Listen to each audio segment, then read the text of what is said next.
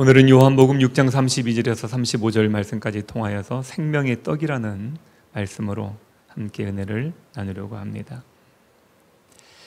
성경에 보면 예수님 주변에는 항상 많은 사람들이 있었습니다. 그런데 그 많은 사람들을 보고 주님이 기뻐하며 주님이 안심하거나 주님이 그 많은 사람들을 보며 대견해하고 그 사람들을 보면서 자신만만해하고 하지 않으셨습니다.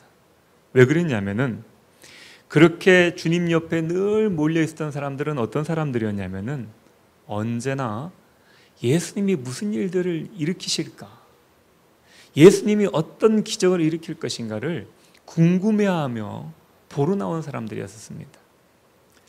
중풍병자가 들끝에 들려서 예수님을 찾아갔을 때에 많은 사람들이 모여 있었습니다. 얼마나 많이 모여 있었는지 그 사람들을 뚫고 지나서 예수님께 갈 수가 없었기 때문에 그 환자의 친구들은 지붕을 뜯어서 환자를 메어 내렸다고 얘기하고 있습니다. 이렇게 많은 사람들, 뚫고 지나서 예수님께 나갈 수 없을 만큼 많은 사람들이 모였는데 이 사람들이 어떤 사람들이었느냐? 다 구경꾼들이었다는 것이죠. 예수님께서 또한 오병이어의 기적을 일으켰을 때 거기는 5천 명의 사람들이 그 기적의 떡과 물고기를 먹었습니다. 그런데 그 5천 명이라는 숫자가요, 여자와 아이들과 노인들을 제외한 숫자였기 때문에 다 포함하고 나면은 1대1로 생각을 했을 때 남자들과 여자들과 어린아이들과 노인들을 1대1로 생각했을 때 2만 명, 좀 더 줄이면 15,000명 정도 이렇게 모이지 않았겠냐는 것이죠. 그런데 그들이 왜 그렇게 배고파하면서까지 예수님을 만나러 이 광야에 나왔느냐? 그것은 구경하러 무언가 신기한 그런 것을 보려고 나왔다는 것이죠. 예전에도 처음 우리나라에 기독교가 들어왔을 때에 많은 사람들이 교회를 나오는 목적이 각자 달랐었습니다. 어려운 시대였기 때문에 교회 가면 무엇을 준다더라, 교회 가면 무언가 재미있는 일이 있다더라, 교회 가면 무언가 새로운 일을 만난다더라, 교회 가면은 저 미국 사람들과 만날 수 있다더라, 이런 얘기들, 이런 것들 때문에 많은 사람들이 교회를 나왔었죠. 그런데 그렇게 나왔던 사람들이 신앙의 사람들로 자리를 잡았느냐? 그렇지 않았다는 거예요. 먹을 것만 먹고 다 돌아가 버렸습니다. 옛날 그 유명한 설교자들이 여의도 광장에 모여서 많은 집회들을 했지 않습니까? 그런데 그렇게 많이 모였던 사람들, 그리고 그렇게 은혜를 받았다 그러고 예수 믿겠다고 손들었던 사람들, 그 후에 기독교의 숫자가 늘어났느냐? 늘어나지 않았다는 거예요. 그냥 유명한 사람 온다더라, 그러면 가서 구경하러 보러 간 것이었던 것이죠. 그래서 선교사들도 제일 처음에는 구제하고 나누어주고 자선을 베푸는 일들을 가지고 전도를 하다가 그것이 효과가 없다는 것을 알고 중단해버렸습니다. 성경에 보면은 항상 예수님 주변에는 구경꾼들이 많이 있었습니다. 그리고 그 구경꾼들은 예수님을 믿는 사람들이 아니었었습니다. 그러기에 수많은 사람들이 예수님이 예루살렘을 입성할 때에도 예수님을 왕으로 영접했던 사람들이 길가에 나와서 꽉 메웠습니다. 그래서 로마에서도 로마의 군대들도 긴장을 했었잖아요. 그랬는데 예수님이 잡혀가시는 그 모습을 보고 그 사람들이 등을 돌리기 시작한 거예요. 예수님을 3년 동안 따라다녔던 제자들도 예수님께서 예루살렘에 들어가셔서 하셨던 얘기를 들어보니까 이제 그 잡혀서 이게 죽게 될 것이다, 이런 얘기를 하는 겁니다. 그들의 마음이 흔들렸습니다. 그래서 예수님에게 배신자가 나오기도 했던 것이고 예수님이 잡혀가신 다음에 제자들도 뿔뿔이 흩어진 일들도 있었다는 것이죠. 왜 그랬을까요? 예수님의 기적을 보았습니다. 예수님과 함께 동고동락을 3년 동안 했습니다. 환자가 고쳐지는 것을 보았습니다. 소경이 눈을 뜨는 것을 보았어요. 죽은 사람이 살아난 것도 보았습니다. 그런데 그 사람들이, 그렇게 예수님을 열광적으로 따랐던 사람들이 왜 다 어디 가냐는 겁니다. 성경을 통해서 우리가 알게 되는 것은 무엇이냐면은, 예수님을 믿는 동기가 뭐냐, 목적이 뭐냐가 중요하다라는 거예요. 무언가를 신기한 걸 보려고, 무언가를 먹으려고, 무언가 얻으려고 이렇게 예수님을 따랐던 사람들은 그 신앙의 시간과 깊이가 짧다라는 겁니다. 고난이 닥치고 자기가 얻으려는 유익을 얻지 못하니까 다 예수님을 떠나버리고 믿음을 떠나버리더라는 거예요.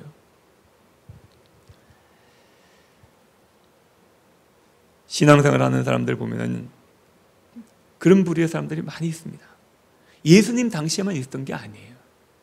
예수님 이전에도 이스라엘 백성이 기적적으로 애굽이라는 나라에서 종으로 있다가 자유를 얻게 되지 않습니까? 그들은 싸워서 자유를 쟁취한 게 아니었었어요. 하나님의 기적으로 그들은 자유를 얻었습니다. 그리고 광야에 나왔어요. 광야에 나와서 그들이 힘을 길렀고 전략과 무기로 광야에서 살아남은 게 아니었어요.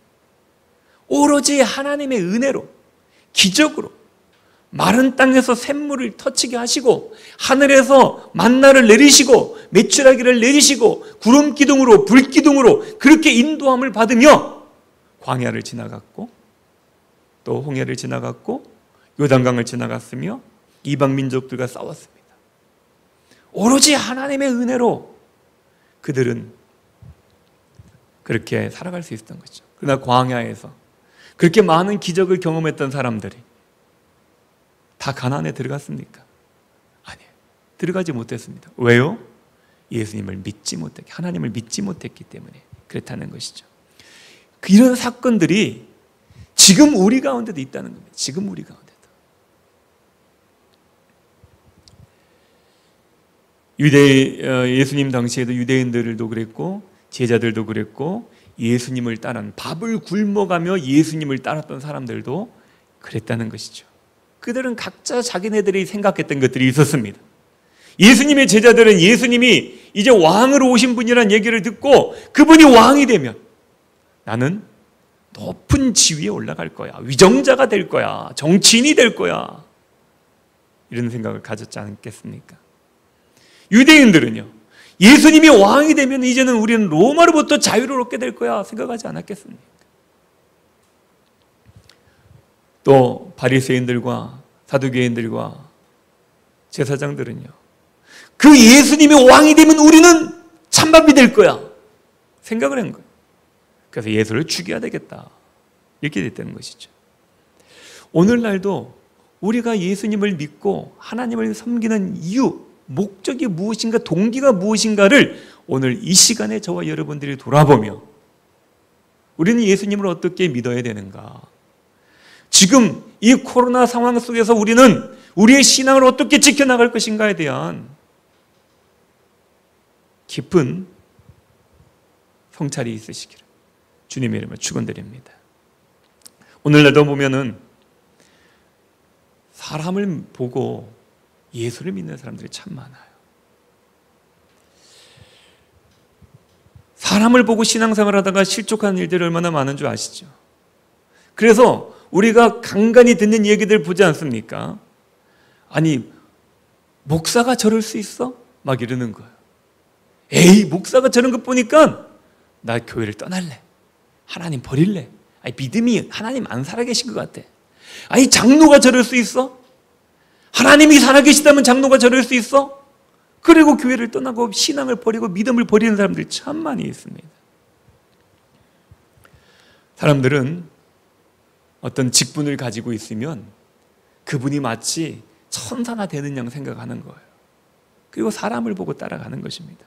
교회 안에 들어가서도 사람을 바라보면서 신앙생활을 해나가려고 그래요. 그러다 보니까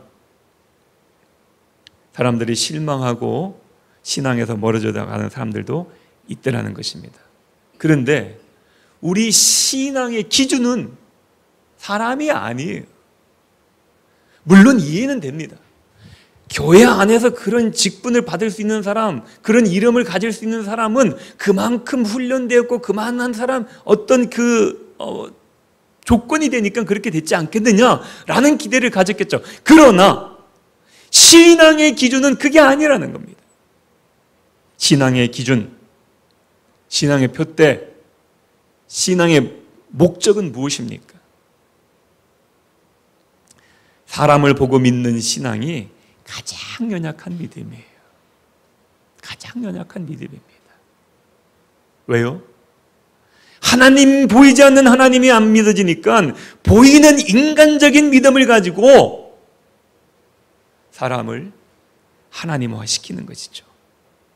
그러나 사람을 보고 믿으면 반드시 상처를 받습니다. 사람을 보고 믿으면 반드시 실망하게 되어 있어요. 오늘 저와 여러분들 잘 기억하십시오.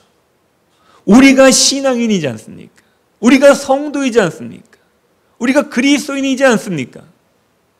우리의 기준은 무엇입니까? 그 이름을 갖는 기준이 무엇이에요? 그리스도이지 않습니까? 하나님의 거룩한 백성이지 않습니까? 신앙생활은 무엇보다 그 믿음의 동기가 분명해야만이 우리는 하나님의 그 놀라우신 은혜를 경험할 수가 있는 것입니다. 오늘 본문에 보면은 우리가 32절부터 35절 말씀까지 보았는데 오늘 본문에 보면은 예수님이 말씀하세요. 뭐라고 말씀하시냐면은 나는 생명의 떡이다 이렇게 얘기합니다. 나는 생명의 떡이다. 우리는 떡하면 무슨 생각합니까? 입으로 먹고 씹고 뭔가 맛을 느끼는, 혀에서 맛을 느끼는 그런 떡을 생각하지 않습니까? 그래서 예수를 믿으면 무언가 딱 와닿는 그 우리의 오감을 통해서 느껴지는 그런 게 있어야 떡이라고 생각하지 않습니까? 그래서 주님을 믿으면 우리가 떡을 먹고 배부른 것처럼, 떡을 먹고 맛있음을 느끼는 것처럼, 맛을 느끼는 것처럼 예수님 믿는 맛이 나야 된다고 생각하지 않나요? 그런데 나는 생명의 떡이다라고 하는 그 말뜻은 무엇이냐면요, 나는 영적인 양식을 주는 사람이다라고 얘기하는 것이에요. 나는 영적인 양식을 주는 사람이다. 그래서 뭐라고 또 말씀하시냐면은 내게 오는 자는 결코 줄이지 아니한다고 했습니다. 나에게 오는 사람은 결코 줄이지 않는다. 영원히 목마르지 아니할 것이다. 이것이 바로 저와 우리 시온성교회 성도님들이 예수를 믿는 이유여야 되고 목적이어야 되는 것입니다. 영적인 양식을 먹기 위해서 주님을 따라가야 되는 것이에요. 주님을 믿어야 되는 것입니다. 이 목적이 분명하면요, 사람에게 실망하지 않습니다. 내가 추구하는 그 목적이 이루어지지 않는다고 하나님을 등지지 않습니다. 예수님이 유대인의 왕이 되지 않았다고 예수님을 팔지 않습니다. 예수님이 이스라엘 백성들을 노마로부터 자유함을 주지 않았다고 해서, 정치적으로 자유함을 주지 않았다고 해서 예수님을 십자가에 못 박지 않게 되는 거예요. 저와 여러분들 신앙생활을 하면서 우리에게 다가오는 많은 시험의 원인들이 있는데 그 중에 하나가 사람들이죠. 사람들. 서두에서 말씀드린 것처럼 자꾸 신앙의 대상을 사람으로 두는 것입니다. 우리의 신앙 가장 중심에 사람을 두는 거예요. 그래서 누구를 바라보고 내가 누구의 밑에서 자랐다 그러고 또 이런저런 사람들을 바라보면서 그렇게 신앙생활을 하다가 그 사람들이 우리가 바라던 그런 모습을 가지지 않았을 때, 혹은 저분은 굉장히 예수님 믿으니까 착해, 그래서 나에게 필요한 걸 모든 걸 다 줄 거야 생각을 하는 거죠. 그런데 내가 원하는 걸 그 사람이 주지 않았을 때 우리는 또 실망하고 믿는 사람 다 똑같네 그런 거예요. 믿는 사람이 다 똑같은 것이 아니라 사람은 다 똑같은 거예요. 다 똑같은 거예요. 누구만 다릅니까? 하나님만 다른 거예요. 성령님만 다른 겁니다. 예수님만 다른 거예요. 또 우리가 이것을 극복해야 됩니다. 사람을 넘어서 하나님의 우리 중심에 두어야만 우리는 신앙에 깊어질 수가 있는 것이죠. 또 우리가 신앙생활하면서 우리에게 닥치는 문제들이 뭐가 있습니까? 우리나라가 코로나19를 이 상황을 맞이하면서 여러분들 많이 스트레스를 받지 않습니까? 어려움 많지요. 오늘도 몇몇 성도님들과 전화통화를 하며 이런저런 이야기들을 나누었습니다. 하나같이 다 어려움이 있으세요. 하나같이 문제들이 있습니다. 어려움을 당하고 계시더라고요. 근데 너무 감사한 것은 그런 어려움 가운데서도 하나님의 뜻을 찾으려고 하는 우리 시온성교회 성도님들의 그 말씀을 들으면서 정말 훌륭한 우리 성도님들이시구나 이런 생각을 가졌습니다. 여러분, 맞습니다. 우리의 신앙을 어렵게 하는 또 다른 것은 사람을 우리 중심에 둘 때, 그리고 또 무엇이냐면 가난과 부유함이에요. 가난해지면은요 괴롭잖아요. 또 부유해지면은요 여유가 생기잖아요. 그러니까 가난해지면은 먹는 것 때문에 고통당하니까 하나님을 등한시합니다. 영적인 세계를 생각하지 않아요. 당장 먹을 게 급한 거예요. 그게 부유해지면 어떻게 되는 줄 아십니까? 부유해지면은요 하나님이 주셨다는 생각을 하나도 하지 않고 내가 하나님을 믿는다고 얘기하면서도 사실은 나를 믿게 되더라고요. 내가 부유해지니까, 우리가 부유해지니까, 내가 잘해서 그렇게 된 것 같고요. 그리고 뭐 합니까? 여유가 생기니까, 부유해지니까 어떻게 되는 거예요? 자꾸 어디에 놀러 갈 생각만 하고요. 자꾸 뭐 딴 데 갈 생각만 하고요. 자꾸 어디 가면 돈을 버나 생각들 들고요. 이 주의를 범하면서 교회에 돈을 버는 일에 집중이 되어 있는 거예요.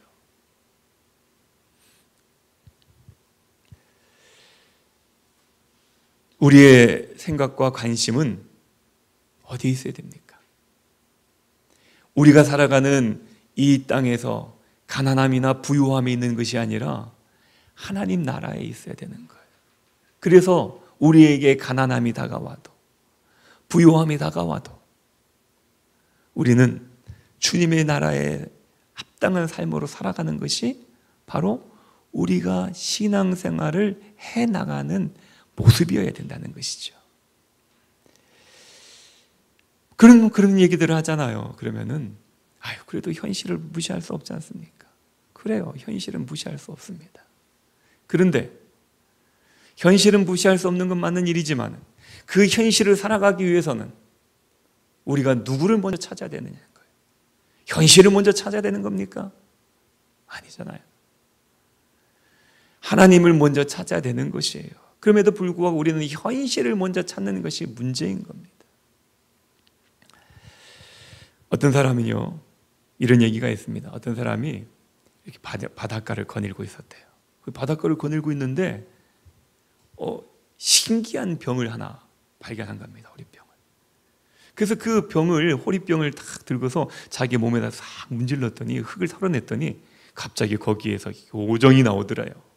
그러면서 자기가 한 가지 소원을 들어줄 텐데 얘기해라 얘기하더랍니다. 그래서 이 사람의 소원이 뭐였냐면은 10년 후에 신문을 나에게 구해달라 이렇게 얘기했답니다. 그래서 그 요정이 10년 후에 신문을 가져다 줬습니다. 이 사람이 10년 후에 신문을 요구했던 이유가 뭐냐면요 10년 후에 경제 뉴스를 바라보면서 어떤 것들이 어떤 그 주식이 값이 오르는가 이거를 먼저 봐가지고 10년 후에 내가 그것을 주식에 투자를 해가지고 주식 부자가 돼야 되겠다 이런 생각을 가지고 신문을 요구한 거죠. 근데 그렇게 주식을 보아가면서 어떤 물건들이, 어떤 상품들이 그렇게 가격이 오를까 막 보다가 딱 봤는데 부고라네. 자신의 부고 소식이, 자기의 죽음 소식이 딱 신문에 기록되어 있다는 겁니다. 그걸 보고 깜짝 놀랐다는 거예요. 여러분, 그냥 이거는 예화, 설교를 위한 예화일 수 있겠습니다만은 여러분 한번 생각해 보십시오. 우리가 늘 생각하는 게 뭡니까? 어떤 특별한 신앙적인 얘기는 아니지만 어떤 요정이 나타나서 우리에게 무엇을 소원을 한번 얘기해봐라 라고 얘기를 했을 때 저와 여러분들 가운데서 나의 소원은 하나님의 말씀대로 살아갈 수 없는 변함없는 믿음을 내게 달라고 얘기할 사람이 몇 명이나 있겠습니까? 여러분들 그렇게 얘기할 수 있겠습니까? 다들 이 예화에 나와 있는 사람처럼 그렇게 몇 년 후에 내가 어떤 부자가 되어 있을지, 돈을 얼만큼 많이 벌어야 될지 이런 거에만 관심이 있지 않겠냐는 거예요. 세상 사람들이 너무 많은 관심을 세상에만 두고 있는 겁니다. 그러나 저와 여러분들은 누굽니까?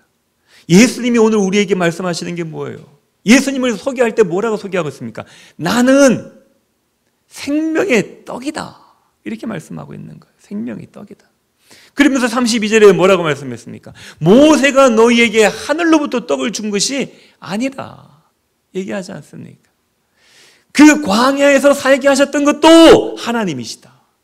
그리고 지금 너희들에게도 생명의 떡을 줄 사람은 바로 하나님이시다.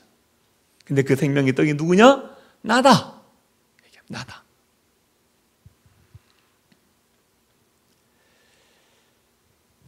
오늘 저와 여러분들이 신앙생활을 해나가고 있지만 어려움을 만나고 나니까 어떻나요? 내가 신앙을 가졌기 때문에 이 어려움을 믿음으로 충분히 이겨나가고 있습니까? 내가 믿음이 있기 때문에, 내가 하나님을 믿기 때문에 지금 어려움을 이겨내고 두렵지 않습니까? 우리는 이 코로나 상황을 만나면서 교회 안에 신앙이 갈라지고 정치적인 이념 때문에 성도가 갈라지고 우리의 신앙도 잃어버리고 우리의 목자 대신 여호와는 나의 목자시니 내게 부족함이 없습니다 매일 고백했고, 하나님 한 분이면 됩니다, 예수님 한 분이면 됩니다, 우리가 그렇게 슬로건을 외쳤지만 코로나19가 다가오니까 저와 여러분들은 절망하고 낙심하고 괴로워하고 있지 않느냐는 것이죠. 우리가 신앙의 본질을 찾지 못한다면 우리는 실족하고 실패하고 고난을 당할 수밖에 없는 것입니다. 그래서 우리는 무엇보다 이 시기에 영혼의 복을 받아야 돼요. 신앙의 본질을 회복해야 되는 것입니다. 그리고 그 신앙의 본질을 회복할 때 거기에서 힘이 나오고 능력이 나오고 용기가 주어져서 이 어려움의 시기를 이겨낼 수가 있는 것입니다. 오늘 다시 한번 말씀을 드려요. 우리의 신앙의 중심이 누가 되어야 됩니까? 예수님이 되셔야 되는 것입니다. 그런데 오늘날 많은 사람들이 믿음을 얘기하지만 이 믿음이 형식적인 믿음이 너무 많더라는 거예요. 그래서 일각에서는 그렇게 얘기하죠. 하나님께서 우리를 가라지와 알곡으로 가르기 위해서 코로나를 주신 거 아니냐. 하나님의 뜻은 다 알 수 없지만 제가 볼 때는 분명히 하나님의 뜻 가운데는 그 뜻도 분명히 있을 겁니다. 저와 여러분들의 신앙을 보라는 거예요. 보라는 겁니다. 지금이 말세여서 하나님께서 이 심판을 하시고 가르는 것이 아니지만은 우리에게 기회를 다시 한번 주는 것입니다. 왜요? 구원의 시대니까. 다시 한번 우리가 아무리 믿음을 얘기하더라도 믿음을 노래하지만은 믿음을 외치지만은 하나님을 나를 믿는 것이 아니라 영적인 그런 생명과 축복을 구하는 것이 아니라 하나님 나라를 구하는 것이 아니라 이 땅에서 살아갈 것만 생각하면서 그렇게 내가 하나님을 믿는다고 얘기하지만 자신을 믿으면서 내가 잘 되고 내가 해야만이 된다고 생각하면서 우리가 묵상 말씀, 큐티의 말씀 나누었던 것처럼 하나님은 교회에만 계세요, 이거예요. 하나님은 교회에만 계세요. 돈은 내가 봅니다. 정치는 우리가 합니다. 이렇게 얘기하고 있는 사람들이 지금 저와 여러분들이라는 것이죠. 우스갯소리지만 그렇게 얘기하지 하지 않습니까? 주일날, 제가 지난번에 한번 말씀을 드렸는데, 주일날 목회자들이 예배 마지막에 축도를 하지 않습니까? 축도를 하면 성도님들도 앉아서 같이 축도를 한다잖아요. 뭐라고 합니까? 뭐라고 한다고 합니까? 하나님, 우리와 성부와 성자와 성령이 우리와 늘 함께 하십시오. 이런 축도를 할 때에 성도들은 앉아서 그렇게 얘기한다죠. 하나님, 내가 오늘 예배 드렸고 다음 주에도 예배 올 거니까 하나님은 성전에 그냥 계시옵소서.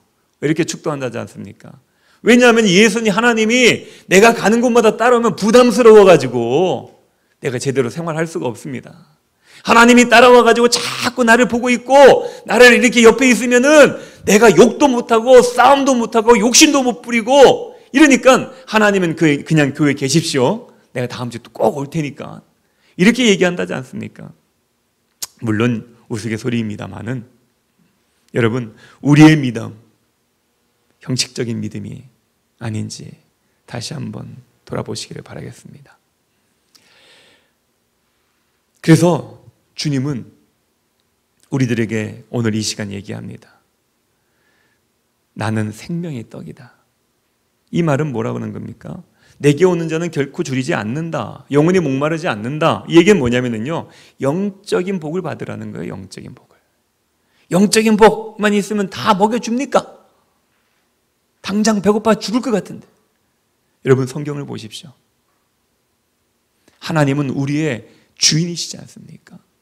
예수님이 지금 내가 생명의 떡이라고 말씀하지 않습니까? 생명의 떡이라는 건 뭐예요? 우리가 그 떡을 먹으면 생명을 얻는 거예요. 모찌떡은 뭡니까? 우리가 먹는 그 술빵은 뭡니까? 우리가 먹는 그 가래떡은 뭐예요? 다 그 떡의 그 특징과 어떤 성격과 그 떡을 만든 재료들의 이름을 붙인 거 아닙니까? 그런데 오늘 우리에게 주신 하나님의 그 떡의 생명은, 이름은 뭐냐면은 생명의 떡이라는 거예요. 생명의 떡. 생명을 주시는 떡이라는 겁니다. 그 떡을 먹어야만 생명을 얻는 거예요. 안 먹으면 죽는 거죠.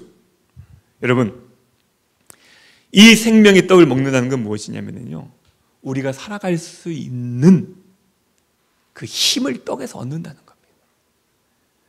영적인 복을 받으면 살습니까? 살아요. 그것이 주님의 약속이니까요. 우리가 엘리야의 이야기를 알지 않습니까?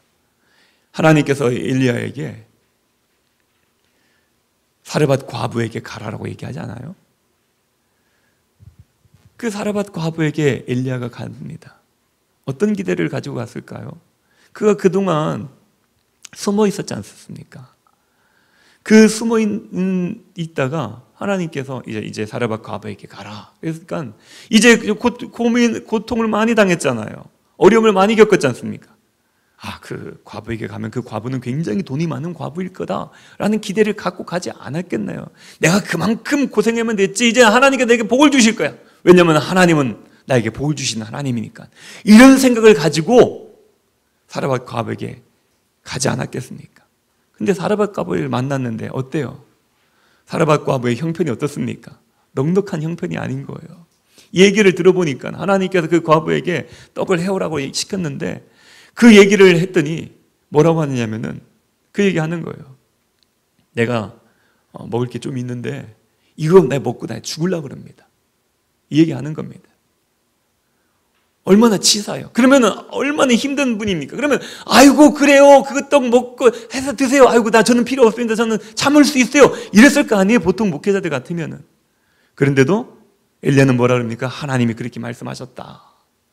말씀하시잖아요. 그러니까 사르밧 과부가 어떻게 합니까? 그 말씀을, 약속을 어떻게 믿어요? 당신처럼 그렇게 줄줄 굶는 그런 그 시냇가에 숨어 있다가, 그리 시냇가에 숨어 있다가 겨우 목숨 부지하고 지금 나 앞에 나타난 당신의 말을 어떻게 믿어요? 그렇게 나에게 생명을 주신 하나님 같으면은 당신도 말이야 생명을 줘가지고 막 이렇게 막 했을 거 아닙니까? 이렇게 따져 물을 수 있지 않았겠습니까? 똑똑한 사람이라면요. 똑똑한 척하는 사람들 그렇게 묻지 않겠냐고요. 그런데 다르바가부는 하나님이 시켰다는 얘기 한마디에 그는 그것을 엘리야에게 갖다 바치죠. 그러니까 어떻게 돼요? 그 가뭄이 있는 동안 그들은 어려움을 겪지 않았다. 그 시간을 지나는 동안 하나님께서 그들을 지켜주셨다 말씀하시는 겁니다. 하나님을 나의 중심에 두니까 하나님께서 그 어려움을 이겨나가게 하셨다는 거예요. 맞습니다.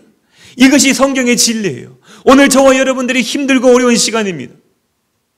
코로나19 한 번도 경험하지 못한 그런 일들을 겪고 있어요. 한 번도 경험하지 못한 생활들을 하고 있습니다. 아니 가족들이 아침이면 학교를 가고 직장을 가고 그렇게 다 뿔뿔이 흩어졌다가 저녁이면 또 모여가지고 하루에 있었던 얘기를 하며 그렇게 하루를 맞이하는 것이 정상적인 생활이잖아요. 그런데 아무도 움직이지를 않아요. 다 집에 있어요. 아무도 움직이잖아요. 그러니 그 좁은 집안에서 다 서로를 얼굴을 맞보면서 그렇게 살아간다 보니까 얼마나 힘들고 어렵냐는 것이죠.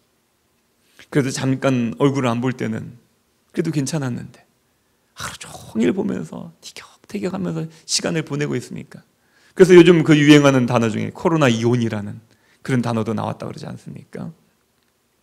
여러분, 이런 한 번도 경험 못한 상황에서 하나님은 우리의 구주가 되어주실 수 있을까요? 여러분 어떻게 생각하세요? 여러분의 마음속에는 아직도 제 질문에 아멘이라고 대답할 수 있습니까? 없습니까?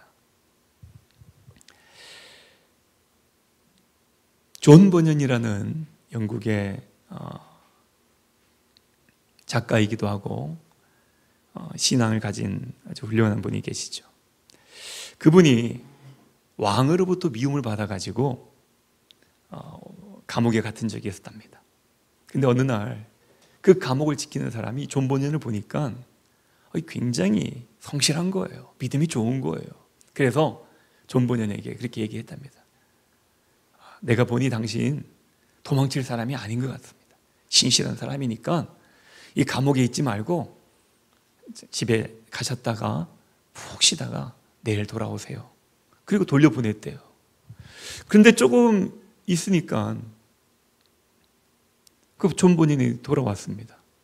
그래서 왜 돌아왔느냐 그랬더니 집에 가 있는데 아무래도 내 마음이 불편하더라. 내가 집에 가 있는 것이 성령의 뜻이 아닌 것 같아서 내가 다시 돌아왔습니다. 이렇게 얘기를 했대요. 근데 그때 그 존 버년에 대해서 미움을 가지고 있던 왕이 순찰을 나온 거예요. 존 버년이 감옥에 있나 없나. 그리고는 와서 보고는 감옥에 있는 모습을 보고는 안심하고 돌아갔습니다. 이 옥을 지키던 감옥을 지키던 그 사람이 당신은 성령의 그 인도함을 받으니 당신도 살고 나도 살았습니다. 이제 당신이 원하면 언제든지 집에 감옥에서 나가서 집에 계시다가 또 돌아오십시오. 당신은 성령의 인도함을 받는 사람이니까 분명히 우리에게 해를 끼치지 않을 겁니다. 이렇게 얘기를 했다고 합니다. 이렇게 살아가면 이 존 버년처럼 성령의 인도함을 받은 사람들은요 걱정이 없습니다. 눈에 보이지 않죠. 감옥에 있긴 하겠죠. 그러나 하나님의 인도함을 받는 사람들은요 하나님께서 그를 살리실 뿐만 아니라 그로 말미암아 그 주위에 있는 사람들도 살리실 거라는 겁니다. 오늘 우리의 미래가 얼마나 불투명합니까? 정부에서는 2.5단계 거리두기 좀 좋아지면 풀어줄게 그렇게 얘기하지 않나요? 그런데 거리두기가 점점 단계가 높아져서 2.5단계까지 왔어요. 이제 3단계 언제 또 될지 모르는 겁니다. 왜냐하면 우리는 이 코로나 바이러스에 대항할 수 있는 약이 없어요. 치료제도 없고 백신도 없습니다. 이제 코로나라는 이 질병에 걸려있는 사람들이 예전에는 신문을 통해서만 들었는데 이제는 제 주위에 있는 사람들의 입술을 통해서 내 주위에는 누가 코로나가 걸렸대요. 내가 있던 사무실에 코로나 걸린 사람이 나왔습니다. 이런 얘기들을 전해 듣게 됩니다. 얼마나 걱정이 되고 두려운지 모릅니다. 그러나 오늘 이 불투명한 미래, 내일의 문제, 이것들에 대한 두려움을 가지고 있다면 저와 여러분들은 이 두려움을 어떻게 이겨나갈 수가 있겠는지에 대한 말씀을 오늘 본문에서 찾으시길 바라겠습니다. 그것은 우리의 미래와 장래와 운명까지도 붙잡고 계신 하나님이 계시다는 것. 그리고 저와 여러분들은 그 하나님을 믿고 있는 것입니다. 생명의 떡을 먹은 우리입니다. 저와 여러분들 안에 예수 그리스도의 그 생명이 있다면은 우리는 생명을 얻는 거예요. 믿음을 가지십시오. 여러분, 오늘이 저와 여러분들의 마지막 개인의 종말의 날이라고 한다면은 여러분들은 하나님 나라 가실 자신이 있으십니까? 이 자신이 있는 사람들은요, 믿음의 사람들입니다. 진정한 신앙인이고 진정한 승리자가 될 것입니다. 어떤 두려움도 죽음도 두렵지 않아요. 근데 내가 하나님 앞에 갈 자신이 없다, 천국에 들어갈 자신이 없다, 그런 분은 두려울 거예요. 지옥에 대한 두려움뿐만 아니라 이 땅을 살아가는 두려움이 그분들에게는 있을 것입니다. 물론 저에게도 있어요. 상황들을 바라보면서 오늘도 여러 목사님들과 또 통화를 하겠습니다. 만날 수 없으니까 통화를 하죠. 통화를 하는데 하나같이 다 목사님들이 염려합니다. 걱정하십니다. 교회의 현실입니다. 왜냐하면 많은 사람들은 교회가 헌금을 못 받아서 예배를 드리려고 안달이라고 얘기하지 않습니까? 어떻게 교회를 그렇게 폄하할 수 있나요?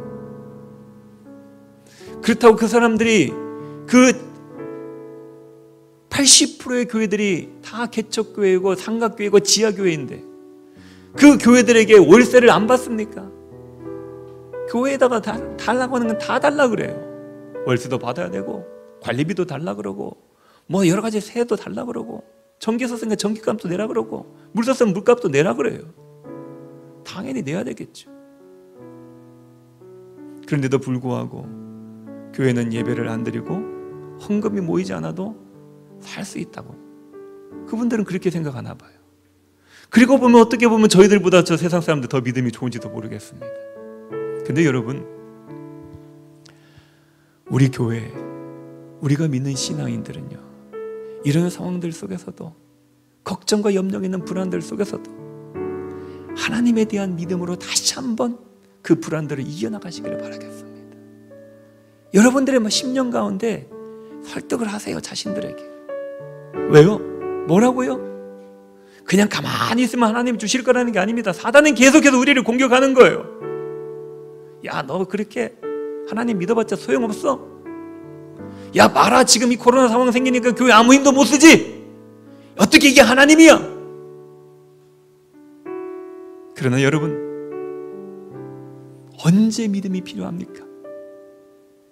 어려울 때 믿음이 필요한 거예요. 언제 기도합니까? 언제 주님을 부릅니까? 무섭고 두렵고 어려울 때 주님을 부르는 겁니다. 그때를 위해서 우리는 훈련했고 그때를 위해서 우리는 연습해왔던 거예요. 여러분, 하나님을 부르십시오. 왜냐고요? 성경은 얘기합니다. 나는 생명의 떡이다고요. 우리의 생명은 주님께 달려 있습니다. 그 생명 되신 주님을 우리의 마음에 모셨다면 두려워하지 마십시오. 주님 앞에 우리의 모든 것을 내려놓으면 주님이 위로하실 것이고 주님이 힘을 주실 것이고 주님의 환경을 바꾸실 것입니다. 만약 내가 원한 대로 되지 않는다 할지라도 하나님은 우리를 천국으로 인도하실 겁니다. 남아있는 가족들은 어떻게 하냐고요? 주님 책임지실 거예요. 그것이 바로 주님에 대한 믿음 아니겠습니까? 여러분, 저와 여러분들이 이 코로나19의 상황 속에서 믿음으로 승리해 나가시며 이 기간의 시간들을 우리를 주님 앞에 세우는, 그리고 성숙한 그리스도인으로 바뀌어지는 그 시간이 되시기를 바라겠습니다. 이 시간 어영부영 지내지 마시고요, 그냥 이를 악물고 잡으면 될 것이다. 물론 주님이 우리를 연단시키기 위한 시험이라 한다면 인내가 필요하겠지. 그러나 우리 속에 만약 내가 믿음이라고 얘기했던 그 믿음이 사실은 하나님을 믿는 믿음이 아니라 나를 믿는 믿음이었다면, 돈을 믿는 믿음이었다면, 건강을 믿는 믿음이었다면, 명예를 믿는 믿음이었다면, 주님 앞에 내려놓고 생명의 떡 대신 예수 그리스도를 내 가슴의 중심에 모신 그리스도인으로 바뀌어지는 그런 시간으로, 축복의 시간으로 활용하시기를 주님의 이름으로 축원드리겠습니다.